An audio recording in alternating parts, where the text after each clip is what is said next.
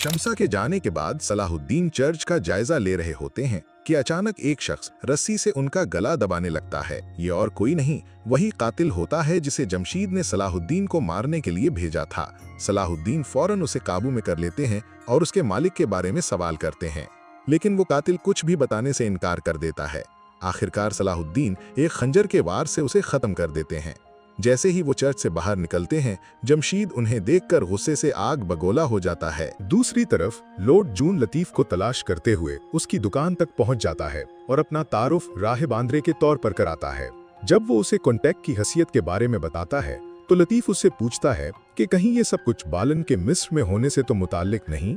जब जून को पता चलता है कि बालन काहिरा में है तो वो फौरन कले पहुंचता है और बालन का हाल चाल पूछता है। बालन उसे देखकर चौंक जाता है क्योंकि वो जानता है कि ये अमार लेक का दामाद है, मगर जब लतीफ उसे राहिब आंद्रे कहकर मुखातिब करता है तो बालन समझ जाता है कि लतीफ को लॉर्ड जून की असल शनाख्त का इल्म नहीं। फिर लॉर्ड जून बालन को सारी सूरत हाल से आगाह करता है। चूंकि अब पादरी इरोनो जिंदा नहीं रहा, इसलिए उनके लिए वो सोना हासिल करना बहुत मुश्किल हो गया है। अब उनके पास सिर्फ एक ही रास्ता है कि वो किले में चुपके से दाखिल होकर वो सोना चुरा लें। बकरास का किला टेम्पलर्स का एक खफिया ठिकाना है और लॉर्ड जून को यकीन है कि वहां जाना आसान नहीं होगा। बालन लॉर्ड जून से अकेले में बात करने के लिए लतीफ को कुछ देर के लिए कमरे से बाहर भेज देता है। फिर वो लॉर्ड जून से कहता है कि वो इस मुहिम में उसके साथ चले। लॉर्ड जून साफ इनकार कर देता है, ये कहकर कि काहिरा आकर ही वो बहुत बड़ा खतरा मोल ले चुका है। इस पर बालन उसे कहता है कि वो खुदा से डरे, अपनी बीवी के बाप से नहीं। वो अपने दोस्त कॉन्ते के लिए एक आखिरी कोशिश करने को तैयार हो जाता है। लॉर्ड जून को देखकर सलाहुद्दीन के जहन में कई सवाल उठते हैं। उसे मुश्किल में फंसा हुआ देखकर बालन सलाहुद्दीन को बकरास की मुहिम के बारे में बताता है और इनसे मदद मांगता है। लतीफ के इसरार पर सलाहुद्दीन अपने बेहतरीन जंगजून के साथ भेजने का फैसला करते हैं।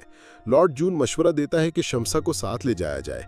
किले के कमांडर की बीवी गाने की शौकीन है और शम्सा की मदद से वो उसका ध्यान बटाने में कामयाब हो जाएंगी। सलाहुद्दीन को ये मुनासिब तो नहीं लगता कि एक औरत इतनी खतरनाक मुहिम में उनके साथ जाए, मगर वो लॉर्ड जून से कहते हैं कि बेहतर है वो खुद शम्सा से उसकी मर्जी मालूम कर ले। ज़ेंगियों की मदद के बदले काजी फाजिल ने सोना देने का वादा कर लिया था, वो भी शहवार से पूछे बगैर। अब जबकि मिस्र फतह हो चुका है तो शहवार को मदद की कीमत अदा करना होगी, लेकिन मसला यह है कि दरगाम ने खजाने से एक फूटी कौड़ी भी नहीं छोड़ी। सोने की मालूमात हासिल करने के लिए दरगाम के पालतू जौहर को दरबार में पेश किया जाता है। अपनी जान बचाने के लिए जौहर वादा करता है कि किसी न किसी तरह वो सोना ढूंढ लाएगा। शहवार देखता है कि अब काहिरा में ज़ेंगियों की चलती है और उसे किसी काबिले भरोसा बंदे की जरूरत है, इसीलिए वो जौहर पर भरोसा करने के लिए तैयार हो जाता है।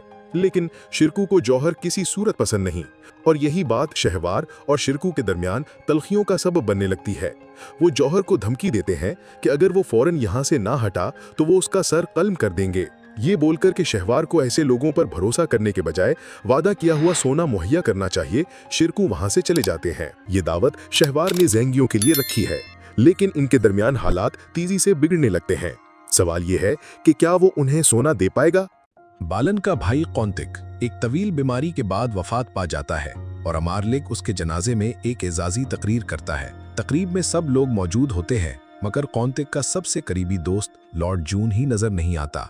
उधर न बालन और न ही लॉर्ड जून को कौंतिक के इंतकाल की कोई खबर होती है। न कौंतिक का कोई वारिस है और न ही बालन मौजूद है कि तख्त संभाले। मगर उधर लॉर्ड गाय कुछ और ही मंसूबा बांधे बैठा होता है। वो अमारलिक के कमांडर विलियम को मशवरा देता है कि बादशाह को राजी करें कि एबलान की हुकूमत जातल्यून को दे दी जाए।